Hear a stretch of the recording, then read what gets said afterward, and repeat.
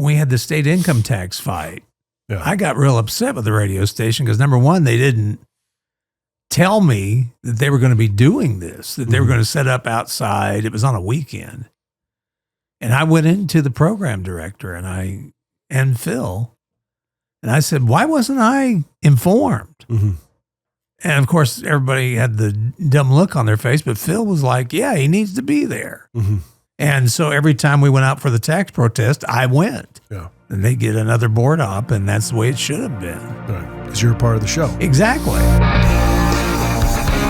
Welcome to a podcast about music and entertainment. Before it all goes down the disposal, this is Circling the Drain. Hey, welcome back into Circling the Drain. This is the podcast. You know, you got three crazy guys right here. Wild and crazy guys. That's super. I'm Johnny Bozeman. No, Johnny B. Over there, Jay Harper. Hey there, Johnny B. I'm Jay, and I'm going to toss. You know, baseball season's coming. We're like a month away from pitchers and catchers reporting. I'm so excited. I'm going to toss it now to Jim McCarthy. I'm the only one sane one here. Yes, you are. Yes. You are all weirdos. Yeah, Like we're Sam the weirdos. Eagle But from this the- is the guy that keeps us in line. Right Remember here. Sam the Eagle from the Muppet Show? Yes, I Yeah. do. You were Right. all weirdos. In this case, you're right, Jim. We are weirdos, and we've had a really strange time. We're basically taping this right after we've got done with a very horrible ice storm in the Nashville area. Yeah, winter weather has really put a lot of folks in a dangerous situation. I mean, you know, you've got people, and I think of the elderly and the infirm that are out there that, maybe they have no heat or any of that. Oh, yeah. I mean, yeah, it's an inconvenience for many, but it's potentially life-threatening for others. So, Well, and Nashville looks right now like it got hit by a tornado or it had a war of some kind. yeah, there are certain parts of the area, and isn't it interesting? And I know every part of the country's kind of like this, and how just a few miles separation Yes. can make How such different a, it is. Yeah, can make such a difference in the weather's effects. Well, that's very true. I think we were just on the line Right. because I noticed, I live in College Grove and you live in Murfreesboro, Tennessee. And we really did. I mean, we got ice. Yeah, we did as well. But it wasn't as bad as, say, Nashville, Brentwood. And don't you find it interesting that, oftentimes the weather forecasters, they will forecast that, boy, real Armageddon is going to hit. Yes. And when it doesn't, people are ticked. Isn't that an odd dynamic? That is an odd dynamic. It's like my home wasn't destroyed, and Because they want the prettiness, they want the sledding, a couple of days off from work. That's the thing is like everybody, especially from the north, was like, what are you guys getting so bent out of shape for? It's only 2 days. You take all the milk and the bread and the eggs from the grocery stores. And then it's like, well, dude, I get it. You're from Illinois. You're from Connecticut, where I came from. The infrastructure's up there. yeah. If we get ice down here, we are paralyzed. Oh, we are. Yeah. We are. But I also do understand. I've never understood why people go into this mode of attacking the grocery store and getting like 6 months of supplies, because you're not going to be in your home that long. Yeah. If we get an ice storm, you may be trapped in there for a couple of days, but you don't need a cart full of, paper towels and toilet paper. Toilet paper, yeah. And bread, Yeah. which, I don't understand that one. Yeah. A lot of French toast. Yeah, I guess so. It's Let's make French toast. I'd rather have, just fill it up with Jack Daniels. There you go. Well, I did notice that in advance of the predicted storm here recently, the liquor store parking lots were pretty full. Yes, they were. And you had some shortages in places. I got to say that even during COVID, liquor stores were essential businesses.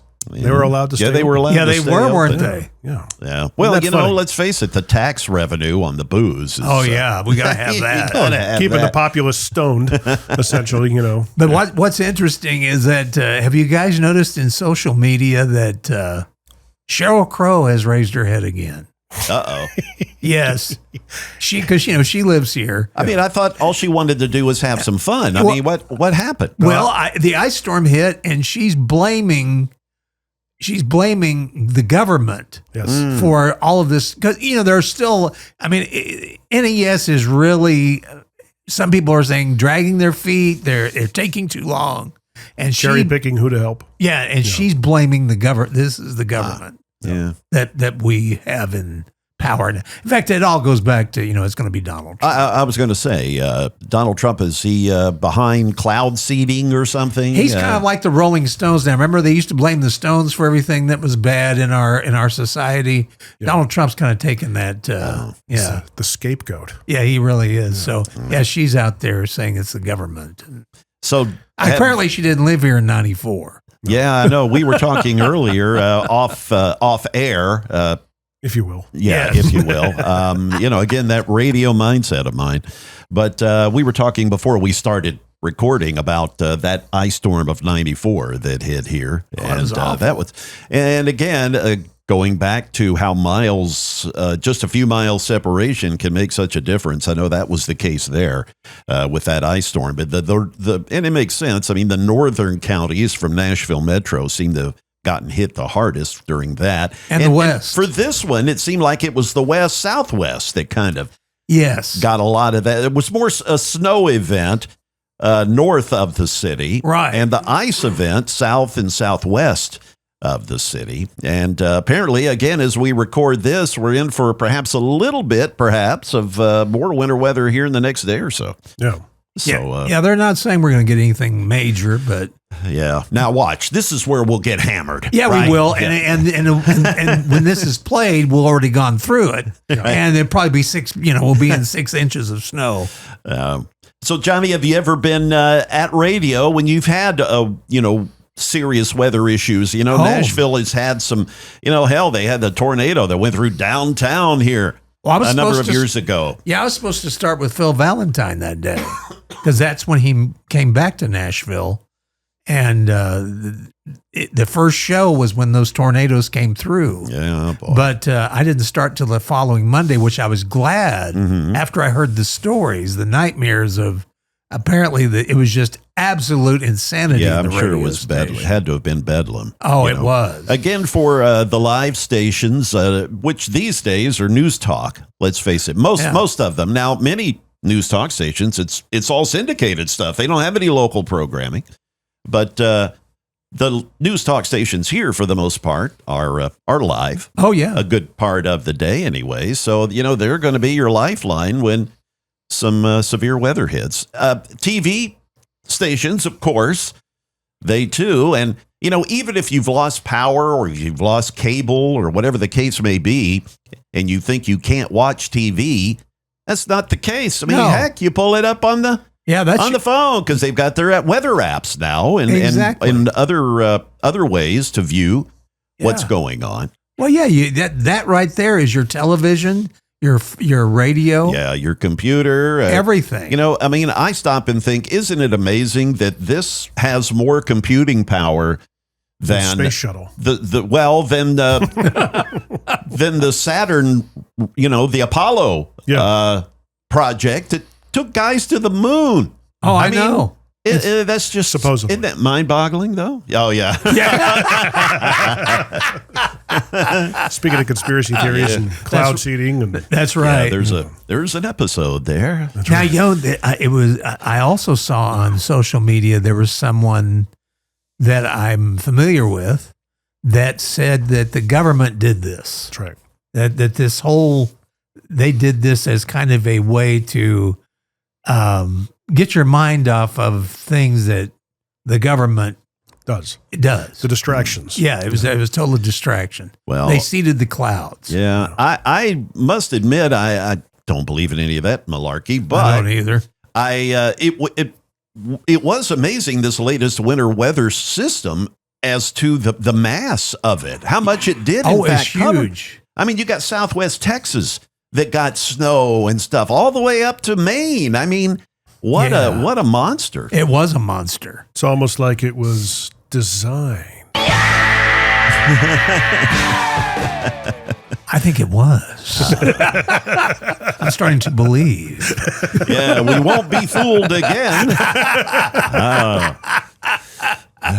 But yeah, when you're in radio, you see so many. It's great to be in a radio station when there's any kind of weather. In fact, I worked with a guy. His name was Bruce Collins. He's still in radio. Great guy, great PD. But he would get so excited when there'd be severe weather. Yeah. I mean, it was like he was counting on it. And I kind of understood it because I was kind of the same way. It was like, yeah, this will be exciting to cover. Yeah, we got tornadoes coming in. Oh, man. Well, admittedly, there is a bit of an adrenaline rush. There is.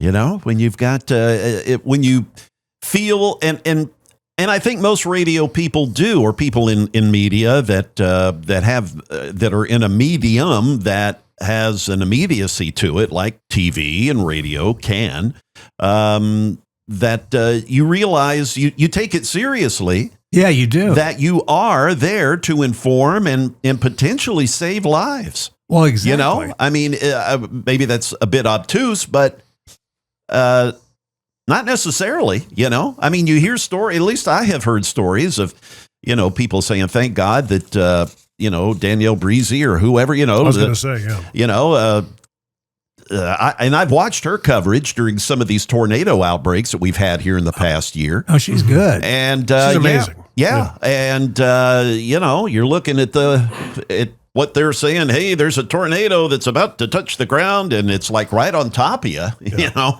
Well, that's another it's like, thing. Gee, we would get the hell out of here. And if something did hit, you'd be awfully thankful that they were there to inform you. Well, that's another thing I was going to hit on is that I've heard a lot of criticism over the weather forecasters that they were calling like way ahead of time about this storm, that, you know, we were supposed to get 11 inches possibly, right. 16 inches. And people were complaining about that. Oh, they're just, you know, getting people riled up. No, I find it great that they can see this stuff ahead of time, so you can prepare. Because that was the whole thing with this storm. I felt prepared this time. Right. But in fairness to the forecasters, they always have the caveat of like, look, you know, we're several days out yet. Yeah. And this potentially could happen. It's all about the timing. I mean, you know, they do all kind of give that disclaimer, if you will. But people don't tend to listen to that. They don't listen to that part. Yeah, they just concentrate. Oh, they say we're going to get 12 inches of snow. Well, so there's something to look forward to, but it's like when guys around here, when a snow event is put off or we're not supposed to get it, be glad. Yes. Because it will paralyze this area. Yes. Because, you know, I've been here, you know, Johnny, you've been here while I first moved here in 85. And something else. Have you noticed over the years that the weather in Nashville's changed? Yes. You know, the almost first, like it was engineered. I know, like the first 20 years. I love that scream. Roger Daltrey, that dude. Yeah. But I remember the first 20 years I lived here. I mean, hell, it never snowed. I mean, a little bit occasionally. Yeah, but see, my first winter here was 77, 78. Okay, you came here much earlier than me. Yeah, I got here in 77, 78, and it was one of the worst winter seasons I've ever experienced anywhere. It snowed like almost every other day. Yeah, and the city was paralyzed. Yeah. And that's what I don't understand about Nashville. It still gets that way. It's still paralyzed. Well, you know, you've got the rolling hills here. That makes a difference. But it looks like they would, okay, we've had this happen before. We should plan. But I mean, that's the thing is that, you know, the allocation of the resources and tax money, and you don't get it regularly enough to, you know, justify snow plows and sand. Yeah, at least not. So really, Cheryl's right. Yeah. It is politics. But no, I think it's actually, dare I say, responsible government spending. Well, yeah. Maybe. Well, you know, kind of the squeaky wheel syndrome. I mean, you know, now that we've had some ice and snow, and I've already noticed it's happening, potholes. Oh, yeah. That'll happen. Here we go with that. Yeah. You know, I remember last year, I remember I was driving back from some games that I had done in Memphis, was on I-40 headed, into town, into Nashville. And over there around the Bellevue area and Charlotte Avenue and all that, I vividly recall seeing about 4 or 5 cars over to the side of the road with flats. And I hit some potholes that I thought I was going to have a flat as well. I mean, that entire section, it was horrible. Well, I remember seeing a truck lose its axle in one of those potholes. And the thing that I don't understand, this is what TDOT, the Tennessee Department of Transportation, always puts out. Let us know where those are at. Oh, yes. And I'm thinking, isn't it your job to, basically look the roads over and they will. And if you file you can file a claim to have repairs paid for and that sort of thing. And but I hear that you never get anywhere. Apparently, one of TDOT's responses is, well, we must be made aware, as you say, of those things. Yeah, and we didn't know anything about it. We didn't know anything about that pothole. Yeah.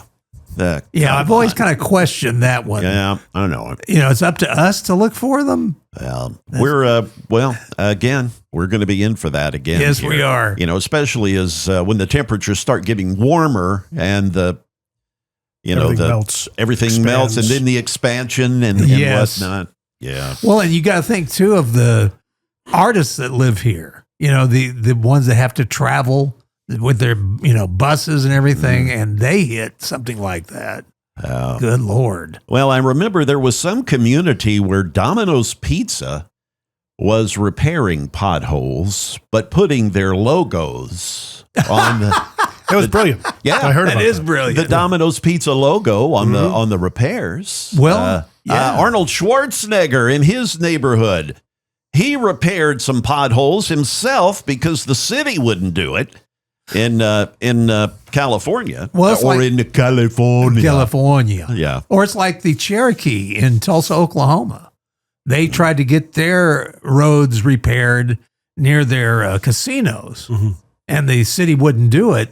So the Cherokee just paid for it. And man, you should see some of these. They're beautiful. Yes, that's my people, John. Well, I tell you what, I sometimes think that maybe we should go with a Cherokee in power. Put them in the presidential chair because they seem to get things done. Yeah, they do get things done. No, in all seriousness, I am a member of the Cherokee Nation. My grandmother was, I've got a roll number and all that.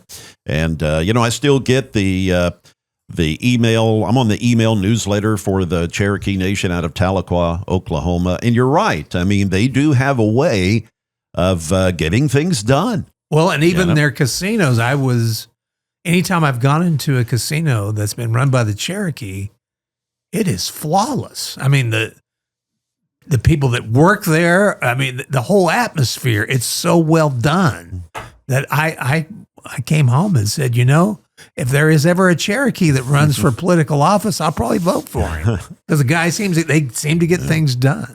Well, and they do it well. There are some scenarios, the workers in those casinos, they share in the revenue. Yeah, they do. In certain setups, not a bad deal. Yeah, maybe I should go, work in the casino. Oh gosh, I'm not a gambler. I could be, but I could see myself getting the fever. Oh yeah, that's so I stay away. I do too. It's kind of an embarrassing story, totally off track here, but I remember I lost about $150 in about 5 minutes on the side of the road with one of those 3-card Monte things. Yeah, where the guy just absolutely just cleaned me out. It was one of these little traveling carnival things. Yeah. And I was with a girl. It was actually the girl that I dropped off on the date when I got caught by the cop going 139 miles an hour. But she was worth outlaw. She was worth it, Johnny. Let me tell you. Anyway, she was right. But anyway, the guy cleaned me out with the 3-car money thing, and then Monica was the girl's name, but Monica, you got any money? And it cleaned her out too. So, she wasn't my girlfriend much longer. After I wonder why. Yeah, after that. But yeah, I could see myself getting the fever. So I stay away from that stuff. Yeah, from I do the too. casinos and things. Yeah. I remember in Reno, I was with another girl. God dang, she was hot too. When we went and saw Glenn Campbell in Reno. By the time I get to Reno. When I was with MCA, my wife, she'll hear this. She'll know who I'm talking about. It was actually the girl that introduced my wife and me. Wow, you have such a storied life, and man. And that girl, I was smitten on her. She was cute and all that. But anyway, went to Reno to see Glenn Campbell. Took her with me. Yeah, and we went into a casino there. Yeah, and threw $1 in a slot machine, $100. First, just walked in, $100 on the $1 slot, and I said, "Hey, we're $100 ahead, no more." So yeah, wisely we stopped. But I again, you're looking at a guy that lost $100 in nickels in a nickel slot on a cruise ship for his senior trip in high school, and I'm in a phone booth in San Juan, Puerto Rico.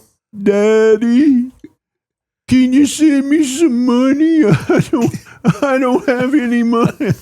As I lost it all in the damn slot machines on a cruise ship, a nickel at a time. So again, stay away from the gambling. Yeah, stay away from the gambling and stay away from the winter weather. Yeah. Because good God. I know. And a lot of people, my next door neighbors, they're from Pennsylvania. Great people, great neighbors. We've got really fine neighbors. And, they was like, man, we moved away from Pennsylvania to get away from this crap, and here we are again. They want their money back? I don't know.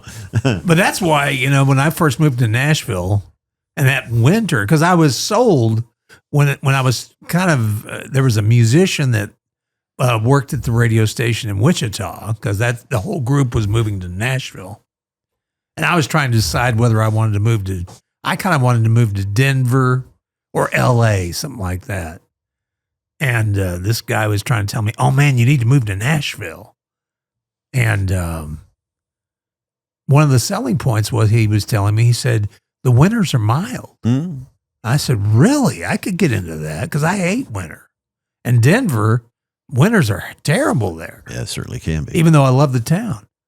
So I moved to Nashville, and what do I get? They got slammed so much, and a lot of them, they weren't predicted. Like we weren't supposed to get anything. Yeah. And then you wake up the next morning and you've got 8 inches on I know. the You look out the window, like, what the hell happened? Yeah. I remember that. Again, moving here in 85, and I think there was 89, we had pretty significant snow. I remember the couple of times. There was 90 or 91 we had a big one. Right. I do remember my wife was pregnant with our son, so this had to have been 1990, I'm guessing, or 90, maybe January, February. No, it was December of 90. Anyway, she's pregnant out to here, and it was like 10 below zero. Where the temperatures got down to, and the water main, we were living in condos in Hendersonville, and the water mains broke. So we were without water, my poor pregnant wife, and we had no water. You couldn't shower. Yeah. We had to get real creative with the toilets, and again, the discomfort that a pregnant woman deals with anyway. Then you add the water situation. But we ended up going to a health club and taking showers. So you got to do what you got to do, what you got to do. But yeah, those events, as you say, Jim, I mean, that kind of stuff happens so rarely here that, it doesn't make much sense to invest in something that happens occasionally in terms of snowplows. Well, it's like the ice storm. I mean, this is what last one we had was 94. Yeah, to this degree anyway. Yeah, to this degree. So that's what, like 20, 30 years 30, ago? Yeah, 31 years ago. Yeah. Well, 32 now. Yeah. Yeah. So, but as you say, even in that 30 some odd years, the ability to forecast this stuff is just light years ahead of what it was then. Yeah, and I couldn't believe how people were criticizing our local weather people, because I saw several posts on Facebook from people that, oh, isn't this hilarious? They didn't get it right. And plus, it didn't start when they said it was going to. It started a little bit later. They said, there's nothing outside. These people don't know what they're talking about. Well, again, we said, they say, hey, it all depends on a variety of factors, but here is what could happen. So just don't be taken by surprise if it does. Well, that's weather forecasting. You're basically telling them what might happen. Yes, there is the potential for X. So exactly, things can change. You don't get caught by surprise. But again, radio stations, TV stations can literally be a lifeline. Sure. In the severe weather situations. Well, and crazy things can happen at radio stations during these times too. No idea what you're talking about. In fact, there's one time, and I won't use names here. But come on. But what was her name? I was on a show. Jim, shouldn't he give us the name? A morning. I'm wondering who it is. I'm wondering. Well, it was a morning show I was doing, and I was working with, and of course they'd always get you hotel rooms for. Boy, those are the good old days. Huh? Oh, they still do it. Yeah, but depends on who you are, though, right, Johnny B? Well, if you work for iHeart, I understand they put you up in pretty nice places. Really? Yeah, I think the other one they put you in. What is it? The Gulag. The Gulag down there on Music Row. But anyway, they've got a cot in a basement. Yeah, they might have a room. Yeah. But anyway, I was given these because a lot of times when you're doing morning radio and you're not used to staying in a hotel, when you stay in hotel rooms, at least for me, and I noticed the guys I worked with, that we had trouble sleeping in the hotel rooms because I live out in the country. So going to a hotel room, it's a little different because you're down there on downtown, and you get all that sound of downtown, the horns honking, the loudness. So you have a hard time sleeping. So a friend of mine had made some cookies, and they happened to have THC in them. Really? Yeah. Jim, have you ever heard of such a thing? Heard of the brownies. Oh, the yeah, these were cookies. And so I told these guys, I said, well, a friend of mine made some cookies. If you guys want, some cookies, I'll share. And so one of the guys took his time letting me know that he wanted the cookie because the cookies kind of got eaten by me and the other guy. Who was it, Johnny? So the host, of the show calls me about 5:00 in the evening in my hotel room. And he said, hey man, I like one of those cookies. Well, there was only like a little bit left. And I thought, and so I had procured some of these gummies that also had a little THC because it helps you sleep. Sure. And so I go down to the host. Yep. I go down to the host and I said, now, if this cookie doesn't do the trick for you, I'll give you a couple of these gummies, but at least wait a while before because it'll take a while for these cookies to kick in, like an hour. Okay. Well, the host doesn't listen to my instructions. So he eats this half a cookie, barely half a cookie. He waits 10 minutes. It doesn't do anything. So what does he do? He eats the two gummies.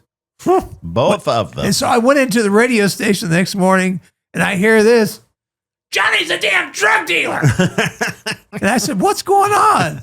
And the host goes, Johnny, I'm really high. And I said, what happened?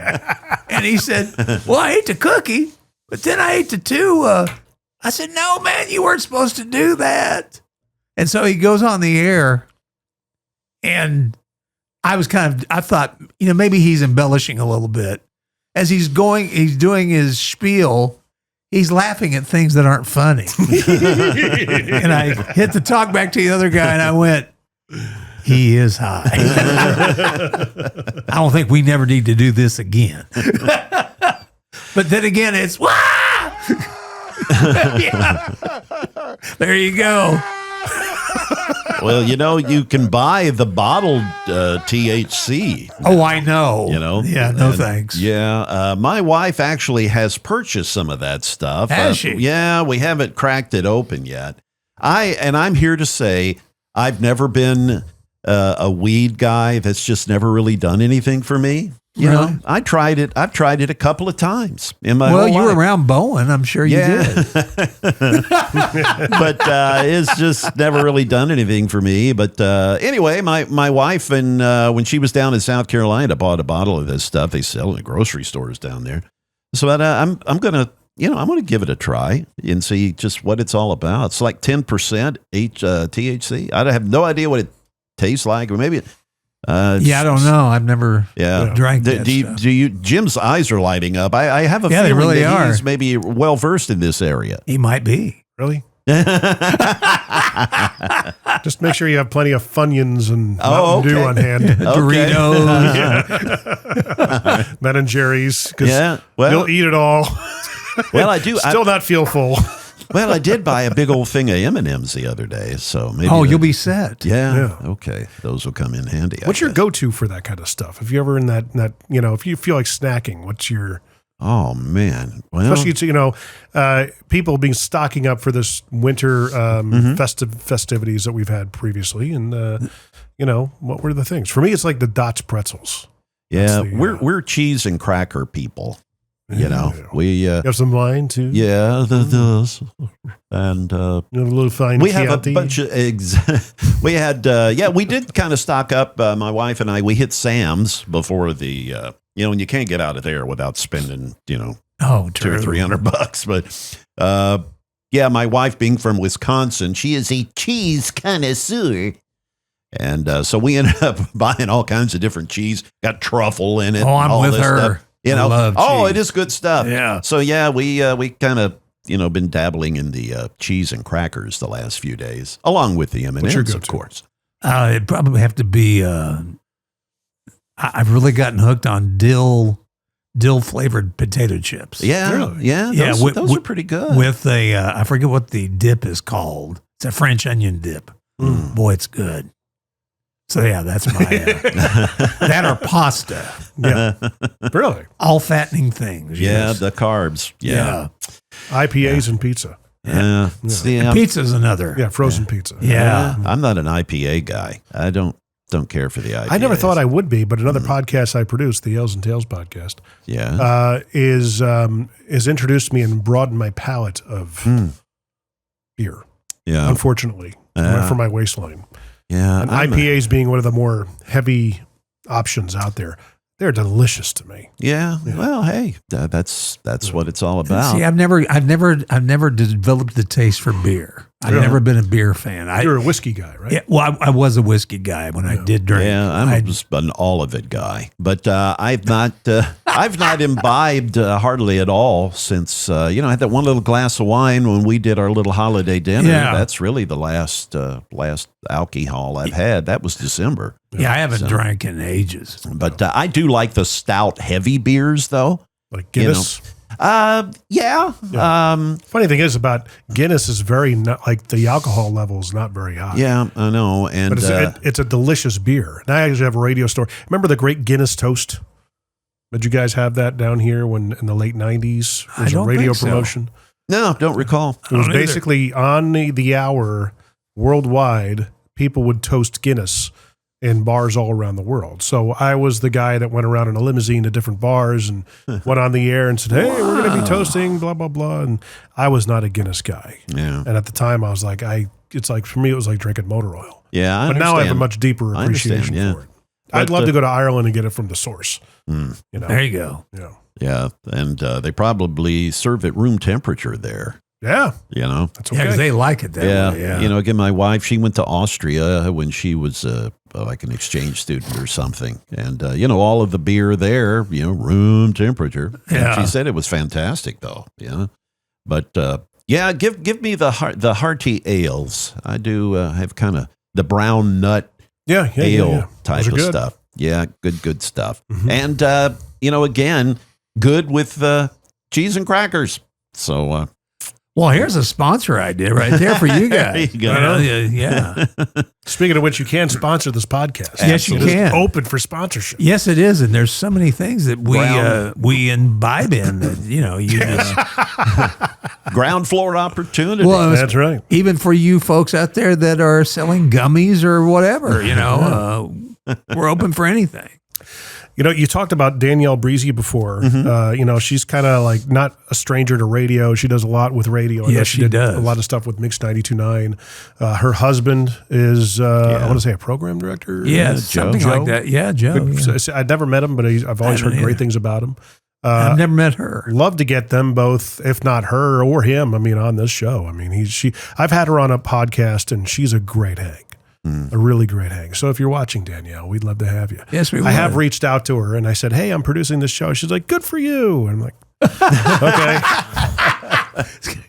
Kind of what we get too. That special? Yeah. I don't really take it as a blow off. I think she has to get approval from Sure. the station, Yeah. which I is think funny. I think that's everybody, I get it. But at the same Yeah. time, it's like, here's another situation where you don't realize your leverage. Exactly. Because you're kind of the reason people watch the station. Well, yeah, they're not watching for the news anymore. They're not. No, they want to know what the weather's going to be. And especially with, have you seen all the hullabaloo with Bree Smith? Yes. Yeah, She's on Channel 4 now. Yeah, the Channel WSMV. 4, Channel 5 war. Yeah, the Channel 5, they've been up to some Some couple of, what's been going on over there? little problem over there. Weinstein kind of thing. Yeah. Some shenanigans. And then she goes to shenanigans. WSMV. That's right. She did a really good job of keeping herself, in the above the fray, so to speak, and she made a like her presence on social media was just phenomenal. I thought, And that's like everything I've been saying. Like everybody in radio who's got market equity, look at some of these personalities that have like broken out of the matrix, so to speak. exactly, They could set up their own gravitational pull planets, if you will. exactly, Similar to what I told you. yeah. And here you are doing it. So, that's Danielle, you got a lot more power than you realize. Well, yeah. Look at Bree. Yeah. That girl's got power. Look at the people that are following her now. Oh, yeah. And you're going to see. I think you're going to see some ratings for WSMV go up with her there. Yeah, I don't get some of the strategies that these, it's like, guys, this isn't the 70s and 80s anymore. You can't be, this isn't Anchorman. No, You can't be talking to women like that. no, Allegedly. No, yeah, exactly. And it was really eye-opening when I married my wife, because when she came into my life, I had been convinced by the company I was working for that I was zilch, that I felt like I was going nowhere. Remember I told you, it's a sell or be sold world, man. It is. They're selling you that. And she kept telling me, she goes, "Why are you?" Because I was talking about leaving Phil's show, and I said, it's going nowhere. And she said, "Oh, I think you'd be making a big mistake." So she was real sneaky. She took me down to, it was around Shelbyville. It was or Shovel, as they pronounce it here. But there was a small store there. It was a Food Lion. Mm-hmm. And I thought, why are we going to Food Lion? Because at the time we were living in Bellevue in this apartment together. And I got it after we were there because we're shopping and I was going for this item and this guy was in my way. He was just staring at me. And, she was asking me, "Have you gotten the shrimp yet?" And I said, "No, I'm waiting on this gentleman here." And he said, "I'm sorry." He said, "But are you Johnny P?" Oh, yeah. And I went, "Yes, sir, I am." And I thought, well, that's cool. Yeah. Because you don't get that up in Nashville. Even amongst radio peers here in town, reaching out to Phil that one time with we had this idea for him and Moose to do something together. Yeah. And we were going to video it. Yeah. And, Phil responded. I was astounded. I'm like, well, that's, I'm kind of impressed. That kind of knocked my socks off. Yeah. But that just spoke to Phil's character, because you kind of put somebody like that up on a pedestal and you think, well, they don't need to do this. But even he said, he's like, well, I got to get approval. I'm like, yeah, no, you don't. Oh, yeah. That's the whole thing. But yeah, what was interesting about that night is when we went to the checkout line, there was this line of people that were wanting to meet me. And I thought, I thought for the longest time, and I thought, well, why aren't we capitalizing on this, damn it? Why aren't we making some money off this? Come on. At the time, though, did it kind of embarrass you a little? A little, because I wasn't used to it. Yeah, I know. Yeah, I've had that happen. I mean, it's been a while, but, I was a big fish in a little pond way back when in radio. Yeah. And would have people at remotes ask for my autograph and stuff. It's like, why? It's just me. You mean somebody to somebody. You become their friend. Yeah. That's it. They hear you all the time. Right. And especially like with talk radio, they hear about your life. They hear about your family. They hear about everything about your life. So they feel involved. And you get to have a special relationship with these folks. But after she did that, that really opened my eyes. And I really appreciated that she did that, because she said, I just noticed that you didn't really have a grasp on how important that show was to people. Yeah. And she goes, you were far more important than the management was trying to tell you. My first time I realized the concept of leverage was at my first radio station. And I had already signed the papers and agreed. It was in my last 2 weeks I was there. I was already, packing a moving van to go to Vegas and everything. And they were shooting the movie Mr. Deeds in downtown New Milford with Adam Sandler and everybody. Literally, where we lived, it was right up the road from the radio station. So we decided as a radio station to take the morning show to a local coffee shop on Bank Street in New Milford, Connecticut, right in the heart of where they were shooting, and just camp out there until Adam Sandler came on the air with us.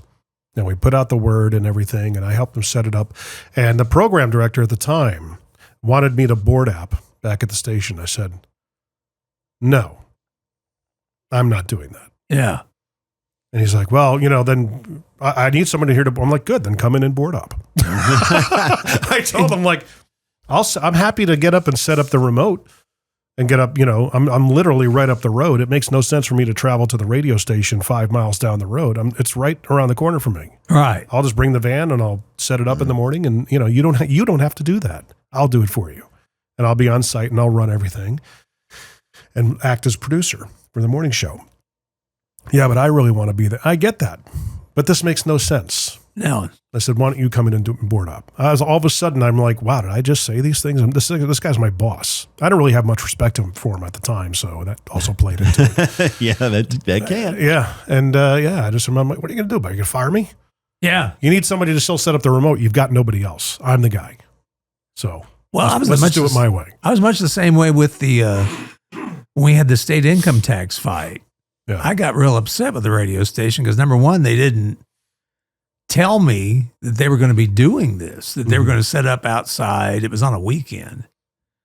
And I went into the program director and Phil, and I said, why wasn't I informed? Mm-hmm. And of course, everybody had the dumb look on their face, but Phil was like, yeah, he needs to be there. Mm-hmm. And so every time we went out for the tax protest, I went. Yeah. And they get another board op, and that's the way it should have been. Right. Because you're a part of the show. Exactly. Yep.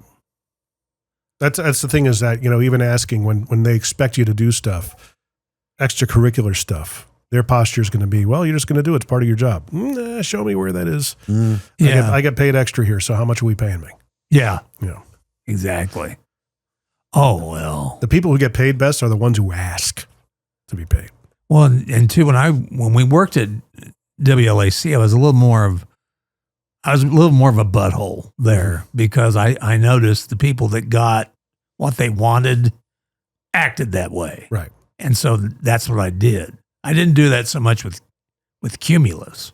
Well, it's a matter of, my best raises came when I prepared a case, because otherwise you're going to get a 2 to 3% raise every year, if that. If you get a raise. And I would basically say, okay, let me put the case together and sell you on why I'm worth an 8 or 9 or a 10% raise. Right. And, hey, I brought this should yield, X amount of rev. I would literally do that. And I wasn't really business savvy minded at the time.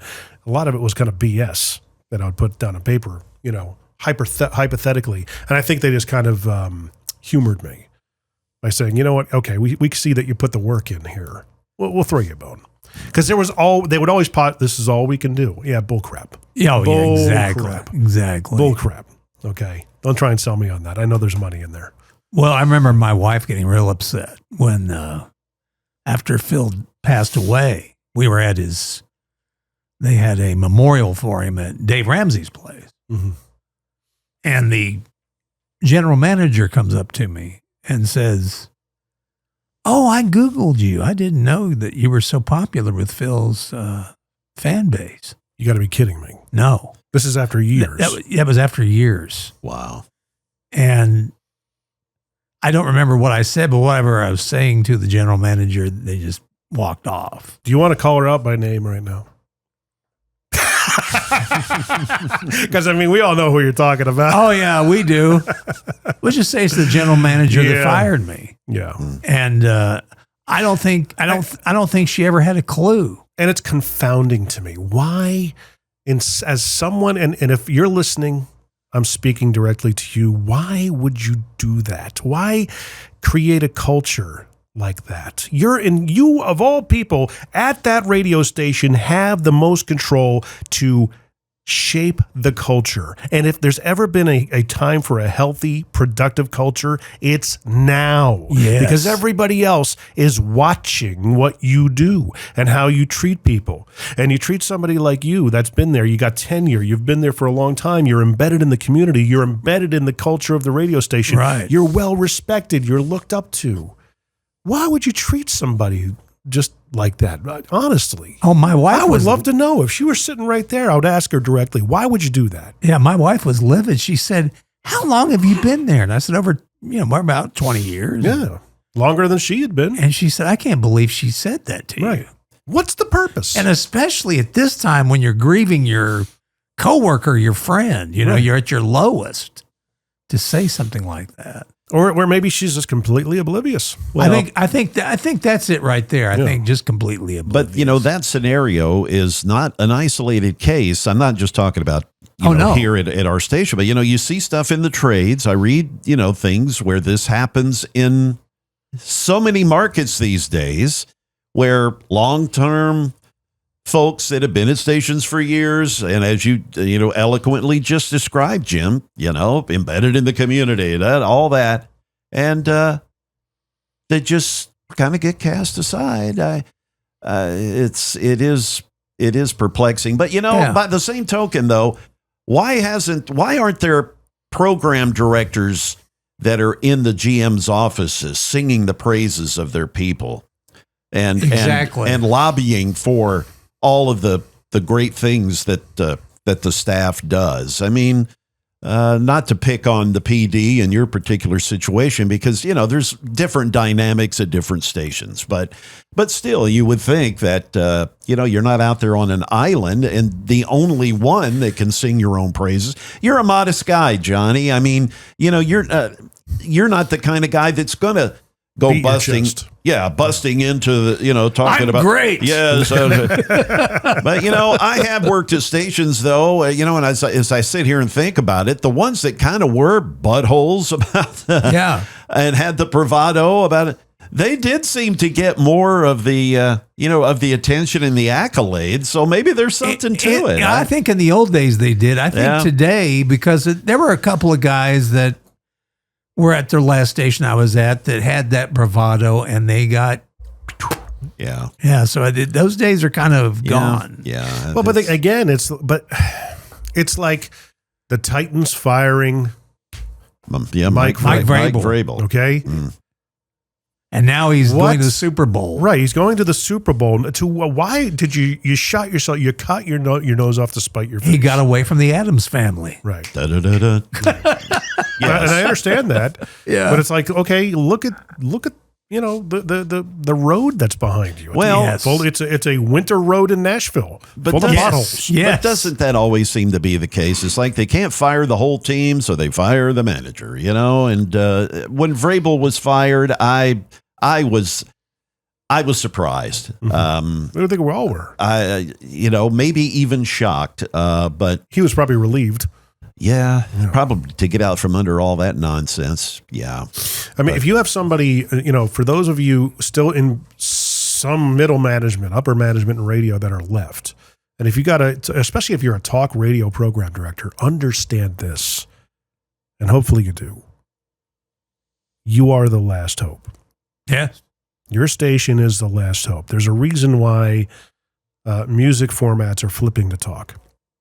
A reason. Yeah. Because people can get music elsewhere. They're going to Spotify, Apple Music, things of that nature.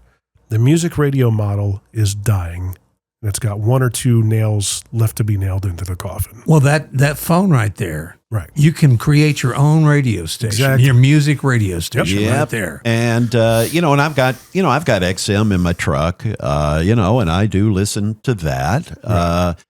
But it's mainly because you're driving long distances? Well, yeah, I usually when I'm just driving around the area, I don't listen to anything. I enjoy the silence, frankly, because those that are, I'm still in radio and it's like, my hearing senses are being bombarded all day by something. Yep.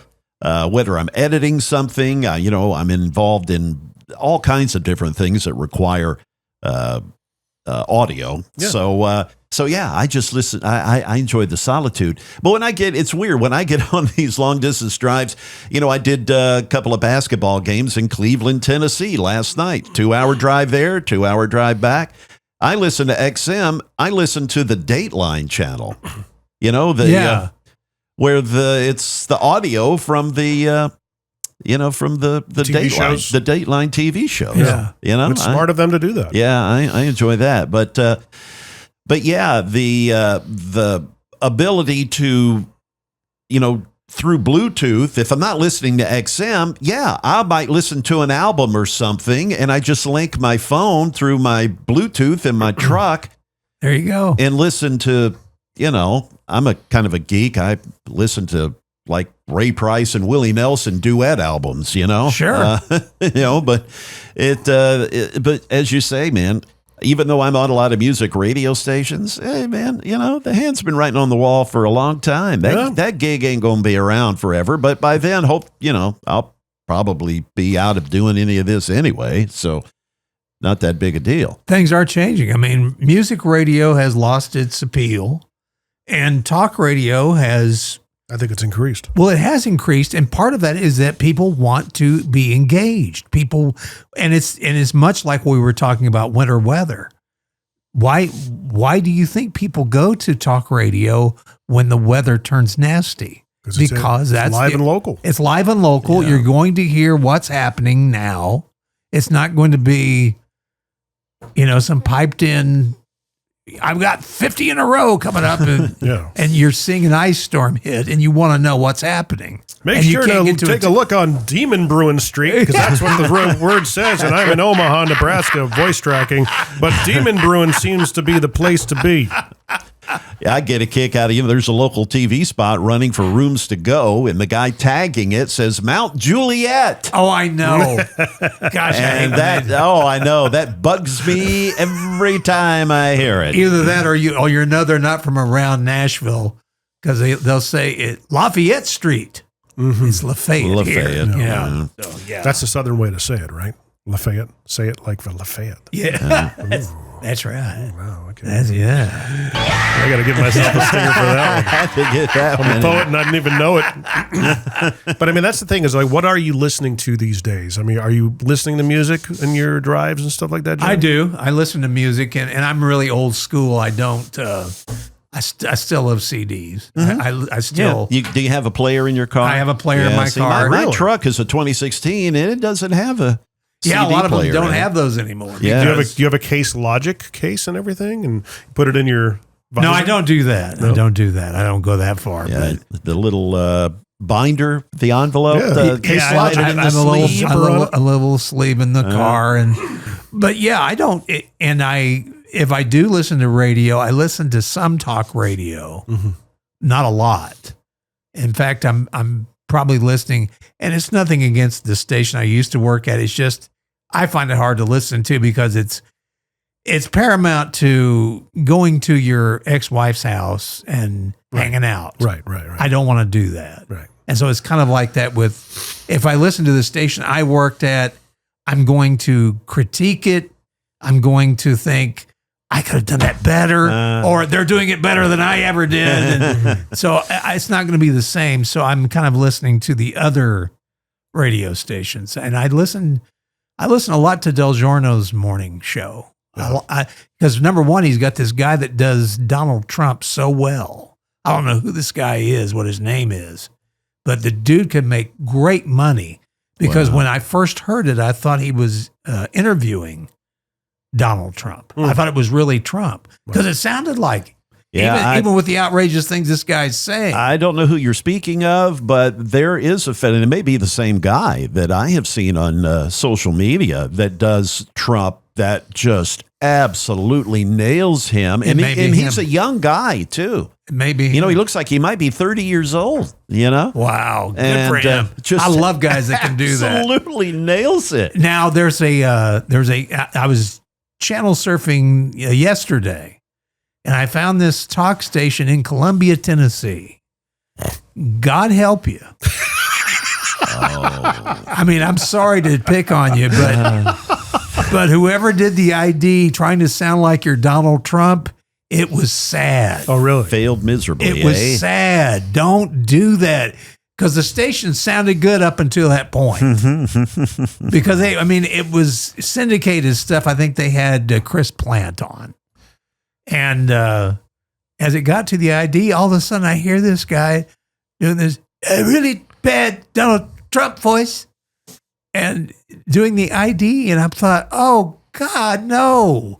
You don't know. If you can't do it, don't do it. I used to get a kick when I would go on long country trips, and I would make a point to try to find the local radio stations just to hear some of the awful bad radio. Not that major and large markets don't have bad radio. Sure. But a lot of the small town, and most of them were, AM country stations. Oh, yeah. And they always have I always wanted to hear the swap and shop. Oh, yeah. Yeah. Those things are always entertaining to listen to. The brokered time. Yes. Yeah. Well, they used to do this swap and shop where they do tradio, basically, where they get people calling in with their items they want to sell. That stuff's entertaining. Like radio classifieds. That's basically what it is.